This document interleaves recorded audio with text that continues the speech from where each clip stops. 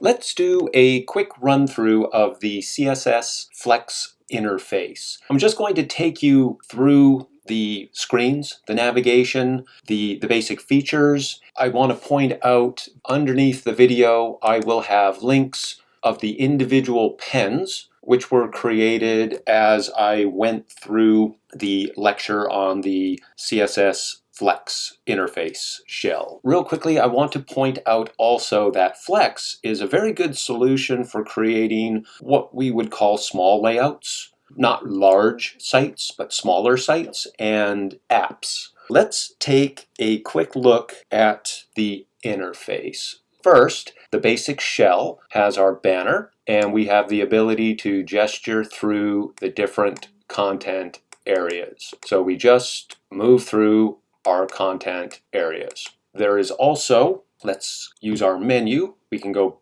back to the home. We can gesture down. We have additional screen content. In this case, it's the footer, but you can create as many screens or sections underneath. So if we go back, we can go to our intro.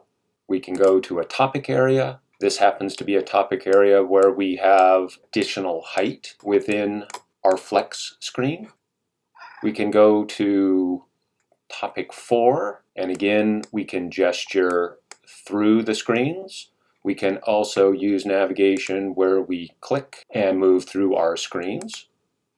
We'll go back home. I'll also point out that we're at 100%. I'm viewing this. So if you're checking out the performance, make sure that you're at 100%, or sometimes the gesture scrolling doesn't work correctly. So just make sure you're viewing when you're doing the inspect at 100%. Then I'm also going to point out this particular, let me zoom out here real quick. All right, so I have to zoom out a little bit, and now I can also show you there is a media query. So when we go from portrait to landscape, our design layout works accordingly. So that we'll go back to our topic area. And again, Flex is a really nice solution for getting your screens to dynamically adjust to whatever device is being used to view. Now, we've gone through pretty much all of the features which I cover in the lecture. You can put together any combination you can think of. It's really just left up to your imagination on the combinations of how many screens, the height of screens,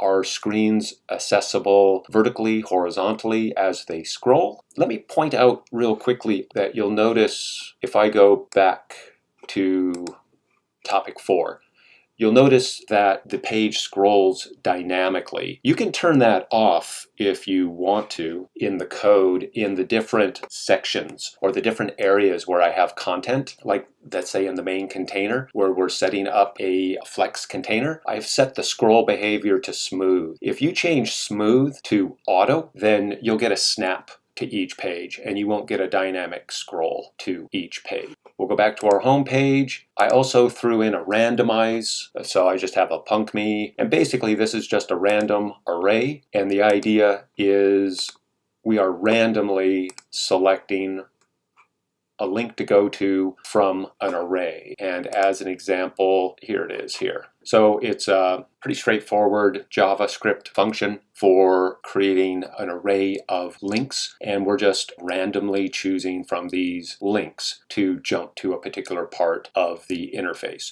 If you want to sort of gamify what you're doing, you might use something like this in your interface. And that is our overview of the CSS Flex interface shell.